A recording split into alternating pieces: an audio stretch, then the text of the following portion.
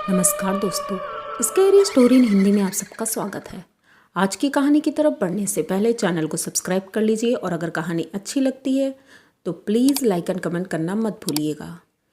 ये कहानी सरिता की है। सरिता के ही पॉइंट ऑफ व्यू से मैं आपको ये कहानी सुनाऊंगी, क्योंकि ये कहानी मुझे मेरी ये जो सरिता है ये फ्रेंड है और इन्होंने जो मेरे साथ शेयर किया तो सुन करके तो मुझे बहुत डर लगा। आई होप आप सबको पसंद ज़रूर आएगी, तो प्लीज़ ध्यान से सुनिएगा, पूरी कहानी सुनिएगा, तभी आपको समझ में आएगा इस कहानी में क्या हुआ। सरिता अपने घर में अकेली रहती है। उसका एक बेटा है जो बाहर पढ़ाई करता है, हस्बैंड है वो भी बाहर जॉब करते हैं और कभी कभी ही घर आते हैं। तो घर में उनके साथ सिर्फ उनके ससुर जी हैं और एक मेड आती है जो दोनों मीटिंग आती है। उसके अलावा घर में कोई नहीं है। ससुर जी अपने रूम में रहते हैं, वो बुज़ुर्ग हैं और वो ज़्यादा चल फिर भी नहीं पाते हैं। सरिता ही उनका ध्यान रखती है। तो सरिता ने बताया कि उसका रूम ऊपर है और उनके ससुर जी का रूम नीचे है। बाकी किराएदार रहते थे, लेकिन फ़िलहाल के लिए घर खाली है। तो सरिता बताती हैं कि कुछ दिनों से उन्हें बहुत डर लग रहा था और फ़िलहाल उनके घर में उनके देवर देवरानी ये सभी लोग आए हुए थे, क्योंकि रिलेटिव में किसी के यहाँ शादी थी शायद, तो इसीलिए वो लोग आए हुए थे। और शाम को सभी लोग तैयार होते हैं और तैयार होकर शादी में जाने के लिए बिल्कुल रेडी ही थे कि पिताजी ने बोला कि सरिता तुम भी चलोगी? तो मैंने कहा पिताजी मेरी तबीयत ठीक नहीं है और वहाँ जाने से और सर दर्द होगा, तबीयत ख़राब होगी, तो मैं नहीं जाऊँगी और आप लोग जाओ। तो उन्होंने रिक्वेस्ट की, लेकिन मेरा मन नहीं हो रहा था तबीयत ठीक ना होने के कारण, तो मैं नहीं गई। वो सब लोग चले गए और मैंने अंदर से दरवाज़ा बंद किया और अपने रूम में आ गई। वही 9 बजा था रात का और अब मुझे धीरे धीरे डर लगना शुरू हुआ था, क्योंकि मैं कभी घर में एकदम अकेली नहीं रही। हाँ, पहले ससुर जी से कोई हेल्प नहीं थी क्योंकि वो बुज़ुर्ग थे, लेकिन फिर भी ये था कि घर में कोई ना कोई तो है।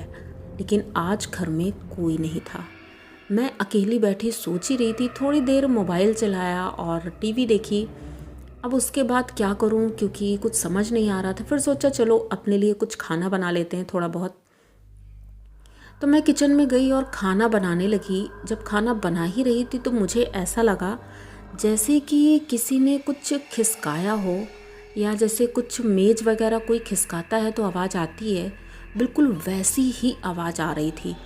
एक बार तो मैंने अवॉइड किया, लेकिन दोबारा जब वो आवाज़ आई तो मुझे लगा कहीं ऐसा तो नहीं है कि कोई चोर आ गया हो और मैं घर में अकेली हूँ यही समझ के, क्योंकि चोरों का भरोसा नहीं है, क्योंकि वो लोगों ने हो सकता है उन्हें पता चल गया हो इनके घर में कोई नहीं है। तो यही सोच करके मैंने अपने रूम का दरवाज़ा खोला और मैं बाहर निकली और हाथ में मैंने एक डंडा ले लिया था कि अगर चोर होगा तो उसे मैं मारूंगी। बस मैं सीढ़ियों से उतर रही थी धीरे धीरे, और उतर करके जैसे ही मैं सेकंड फ्लोर पर पहुंची थी, मैंने देखा कि वहाँ पर एकदम अंधेरा था, लाइट ऑफ थी। दिन में तो पता नहीं चला था, मैं लाइट ऑन करना भूल गई थी। और वो लोग जब गए थे तो मैंने ध्यान ही नहीं दिया इतना, लेकिन जब मैं नीचे आई देखा अंधेरा है, तो सबसे पहले मैंने लाइट ऑन की सीढ़ियों की और आगे बरामदे की। जब लाइट ऑन की तो मुझे ऐसा लगा जैसे किसी की परछाई खिड़कियों से कमरे के अंदर दिख रही है। तो मुझे थोड़ा डर लग रहा था कि मुझे लगा हो ना हो कोई चोर है जो अंदर है। मैं पूरी तरह सतर्क हो गई। मैंने उस रूम का दरवाज़ा बाहर से बंद कर दिया और वहीं पर खड़े वेट करती रही और सोचा दौड़ करके फ़ोन उठा लूँ और फ़ोन किसी को मिला दूँ कि घर में चोर आ गया है। और वो परछाई मुझे खिड़की से अभी भी क्लियर दिख रही थी। मैं उसको देखती जा रही थी और सीढ़ियाँ चढ़ के मैं ऊपर आई। जल्दी से मैंने अपना फ़ोन उठाया। फ़ोन उठा करके फिर मैं नीचे गई और मैंने धीरे से फ़ोन मिलाया अपने देवर जी को। उन्हें मैंने बताया कि घर में चोर आया है। तो वो बोले ठीक है भाभी चिंता मत करो, मैं थोड़ी देर में अभी जल्दी से कोशिश करूँगा कि ये पार्टी ख़त्म हो, तो मैं थोड़ी ही देर में घर आ रहा हूँ। तो इस चीज़ से मैं थोड़ा निश्चिंत थी कि मैंने बाहर से कुंडी लगा दी है, अब चोर बाहर नहीं जा पाएगा। मैं डंडा लेकर के वहीं पर खड़ी रही। वो परछाई अभी भी मुझे एक खिड़की से दिख रही थी। थोड़ी देर जब बैठी रही मैं, उसके बाद मुझे ऐसा लगा जैसे पीछे से किसी ने मेरे कंधे पर हाथ रखा है। ये देख करके मुझे बहुत ज़्यादा डर लगा। एकदम से मेरे जैसे हाथ पैर ठंडे हो गए थे। जब मैंने पीछे मुड़कर देखा, पीछे कोई नहीं था और मुझे क्लियर लगा था जैसे किसी का ठंडा ठंडा हाथ मेरे कंधे पर था। और मैं एकदम से पूरी चारों तरफ घूमकर देखने लगी। अब मुझे डर लग रहा था, चोर तो एक तरफ, लेकिन अब मुझे भूतों से डर लगने लगा था, क्योंकि वैसे भी मैं डरती थी। और आज ये वाक़या जब मेरे साथ हुआ तो मैं वाकई बहुत डर गई थी। मैं जल्दी जल्दी ऊपर भागी और अपने रूम में जाके बैठ गई थी। इंतज़ार कर रही थी कब मेरे देवर जी आएंगे। और तभी मुझे फिर से कुछ खिसकाने की आवाज़ आई और एक अजीब सी आवाज़ आ रही थी, किसी के बात करने की, जैसे 2-4 लोग बात कर रहे हों। मैं बहुत ध्यान से सुनने की कोशिश कर रही थी, लेकिन मुझे सुनाई कुछ नहीं दे रहा था। और थोड़ी ही देर बाद, 15-20 मिनट के बाद, मेरे देवर जी आते हैं और मैं गेट खोलने जब गई थी तो मुझे क्लियर लगा, सीढ़ियों से जब मैं उतर रही थी तो मेरे पीछे कोई आ रहा था। मैं जल्दी जल्दी उतर रही थी और पीछे एक बार मैंने मुड़ के देखा तो पीछे कोई नहीं था। और मैं डर की वजह से मेरा पैर स्लिप किया और सीढ़ियों से मैं सीधे नीचे आ गई। बहुत तेज़ी से चोट लगी थी, लेकिन डर की वजह से मुझे हिम्मत और मिली। मैं उठ के तुरंत भागी और गेट पर पहुंची। मैंने गेट खोला, मैं एकदम हाँफ रही थी तो देवर जी ने मुझे संभाला और उन्होंने बोला, क्या हुआ भाभी? मैंने कहा, ऊपर देखो, शायद चोर है कोई। और मैंने कुछ नहीं बताया उन्हें और वो जल्दी से दौड़ करके ऊपर पहुँचे कमरे में। उन्होंने दरवाज़ा जब खोला तो देखा वहाँ कोई नहीं था। उन्होंने पूरा रूम चेक किया और उस रूम में वैसे भी ज़्यादा कोई सामान नहीं था, बेड नहीं था, सिर्फ एक अलमारी रखी थी, टेबल थी और कुर्सियाँ थी।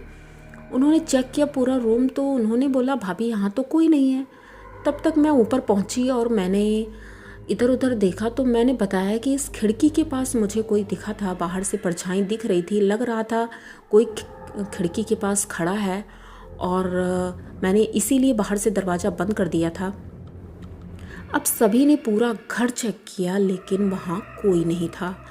लेकिन मैंने ये बात किसी को नहीं बताई कि मुझे जो फील हुआ था वो बात। मेरे देवर जी उस दिन तो रात में रुके थे और दूसरे दिन वो चले गए। तब मैंने अपने ससुर जी को बताया। मैंने कहा कि पिताजी, कल रात में मेरे साथ ऐसा ऐसा हुआ था। उन्होंने बताया कि बेटा, आप अकेले थे घर में और हो सकता है किसी का साया गुजरा हो, यहाँ से कोई आया हो सकता है इसी वजह से तुम डर गई हो। तो डरने की बात नहीं है, अब अपने घर में ऐसा कुछ भी नहीं है, इसलिए परेशान मत हो और हनुमान जी का जाप करो, सब ठीक हो जाएगा। मैंने उसी दिन पे हनुमान जी की पूजा की और चालीसा पढ़ी। उसके बाद मुझे ज़्यादा डर नहीं लगा, लेकिन फिर भी मैं घर में कभी अकेली तो नहीं रुक सकती, मुझे बहुत डर लगता है। तो सरिता जी ने मेरे साथ ये अपनी कहानी शेयर की। मुझे तो बहुत डर लगा। आई होप आप सबको पसंद ज़रूर आई होगी। अगर पसंद आई हो तो प्लीज़ चैनल को सब्सक्राइब करिए, लाइक कमेंट करिए, शेयर करिए। इसी तरह की नई और अनोखी कहानियाँ मैं लेके आती रहती हूँ। तो मिलते हैं किसी और कहानी में, तब तक के लिए डरते रहिए।